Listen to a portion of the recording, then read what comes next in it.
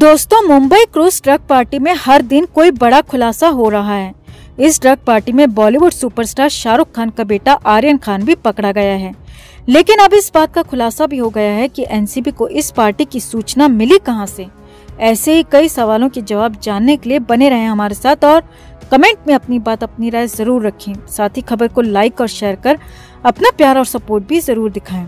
तो शाहरुख खान के बेटे आर्यन खान की मुश्किलें तब से बढ़ गई हैं जब से ड्रग्स पार्टी में उनको रंगे हाथों एनसीबी ने पकड़ा है और उन्हीं के साथ सागर जिले की रहने वाली मुनमुन धामेचा को भी पकड़ा है मुनमुन के इस केस में पकड़े जाने के बाद अब एक और चौंकाने वाला खुलासा हुआ है।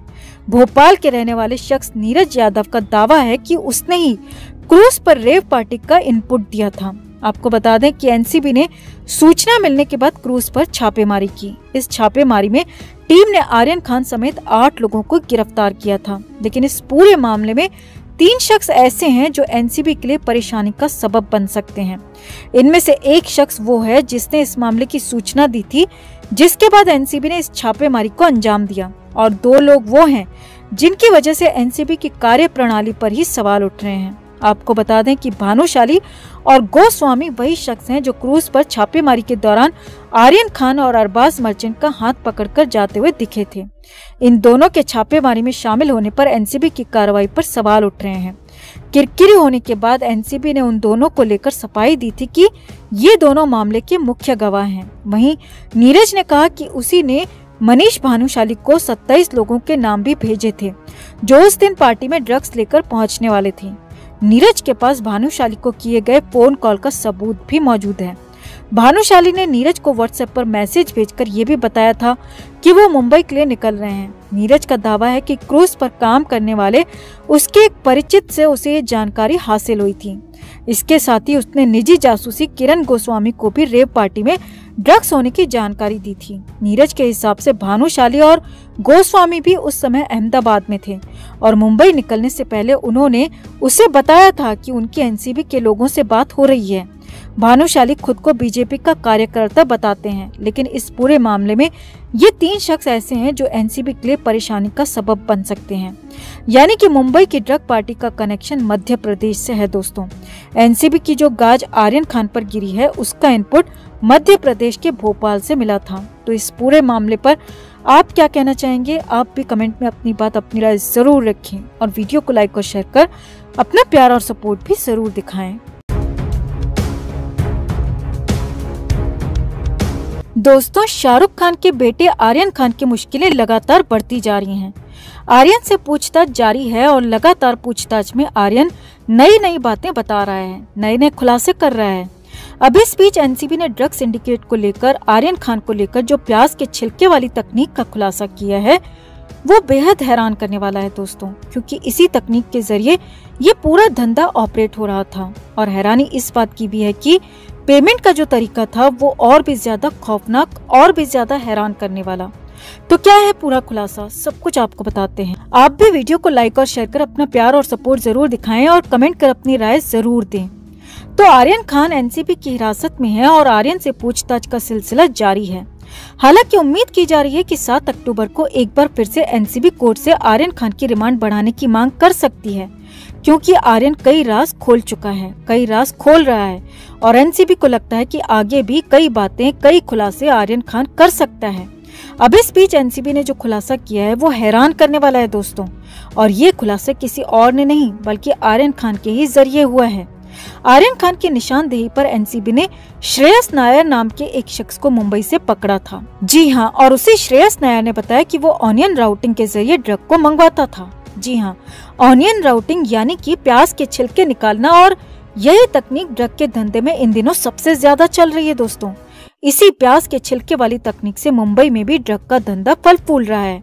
एनसीबी के मुताबिक ये सब कुछ डार्क नेट के जरिए हो रहा है, जिसमें ऑनियन राउटिंग होती है। धीरे धीरे जैसे प्याज की परतें उधारी जाती हैं, वैसे ही साइबर जगत में, इंटरनेट में एक एक परत के अंदर घुसा जाता है। और जिस तरह से प्याज की एक परत उधेड़ने के बाद उसे दोबारा वापस नहीं लगाया जा सकता, वैसा ही कुछ डार्क नेट में भी है। यानी कि एक परत उधेड़ कर आप आगे घुसे तो फिर आपको बाहर निकलने का रास्ता नहीं मिलेगा। आपको प्यास के सबसे अंदर तक पहुंचने के बाद ही बाहर का रास्ता मिलेगा।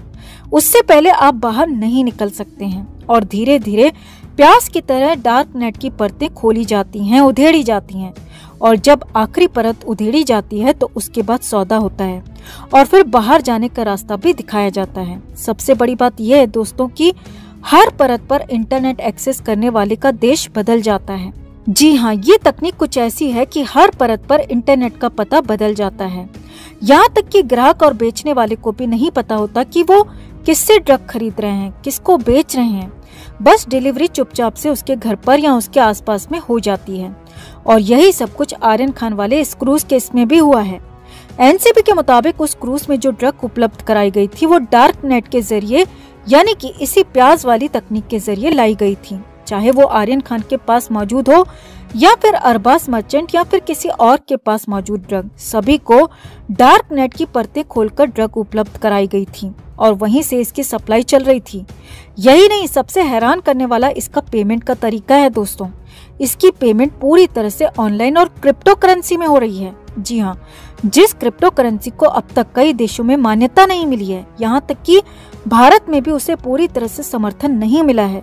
उसी क्रिप्टो करेंसी यानी कि बिटकॉइन या फिर एथेरियम के जरिए इस पूरे माल की सप्लाई का पेमेंट किया जाता था और इसके लिए बाकायदा अलग से अकाउंट खोले जाते थे और उन अकाउंट्स के जरिए बिटकॉइन खरीदी जाती थी और बिटकॉइन के जरिए ही ये पूरी पेमेंट एक्सेस की जाती थी, पूरी पेमेंट सप्लाई की जाती थी।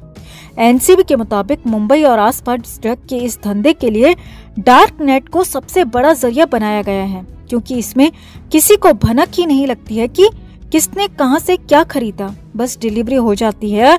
और यही सब कुछ आर्यन खान वाले केस में भी हुआ। और ऊपर से पेमेंट का जो सिस्टम है वो बिटकॉइन में है, तो बिटकॉइन कहां किसी ने किसको दिया ये किसी को कुछ भी पता नहीं चलता।